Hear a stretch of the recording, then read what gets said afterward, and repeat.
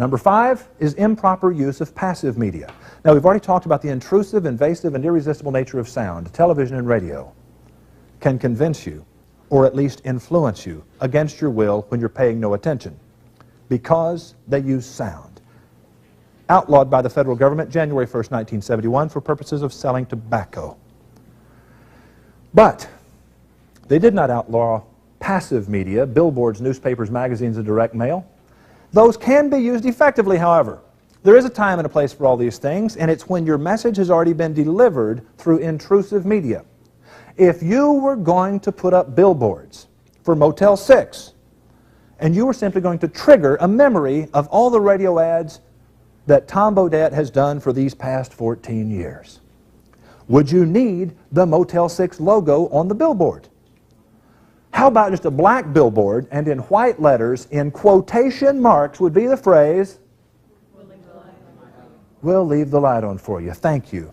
And all you would have to see is that phrase, "We'll leave the light on for you." Black billboard, white letters, and the vast majority of citizens would immediately imagine Motel 6, Tom Bodett. They would come to all these conclusions on their own, and guess what? The conclusion the customer comes to on their own is always more powerful than the one you tried to present them.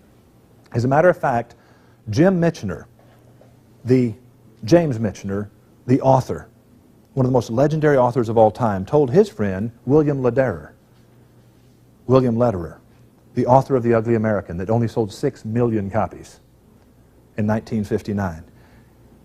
He said, "Bill, I know this is a true story, but you need to rewrite the book before you send it to the publisher, because the public is more willing to believe fiction than nonfiction." Bill Lederer told me recently that he changed it because Jim Michener was such a great writer, and he believed what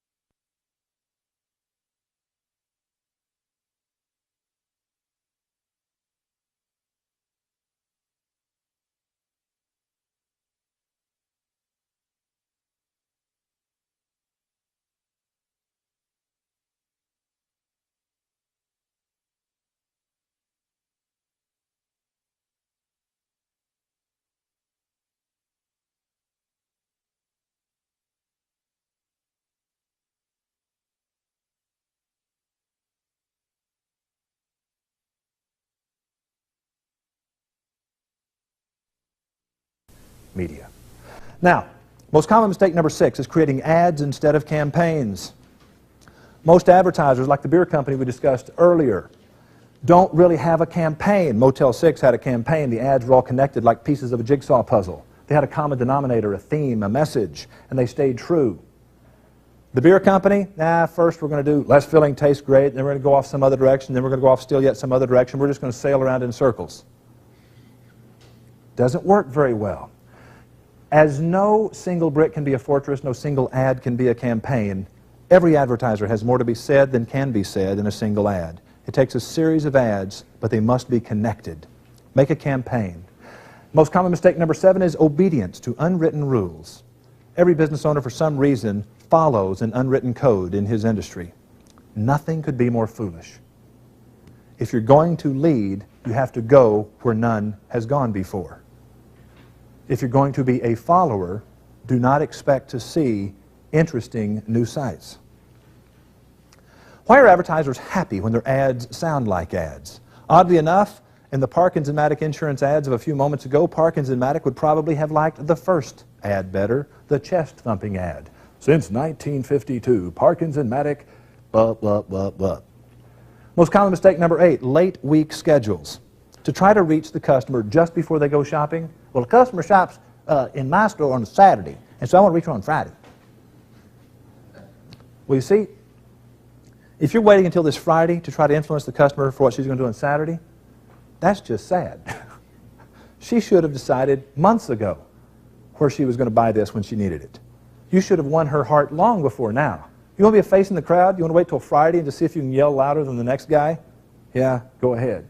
You see, what's interesting about late week advertising is there's no more people listening to the radio or reading the newspaper or watching TV. There's only more ads. Why in the world would you pay extra to reach listeners on Thursday, Friday, and Saturday when you could have had them all to yourself on Sunday, Monday, and Tuesday?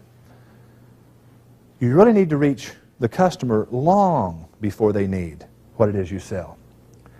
Now, tell the customer why to buy from your advertiser, and then wait for when they need the advertiser.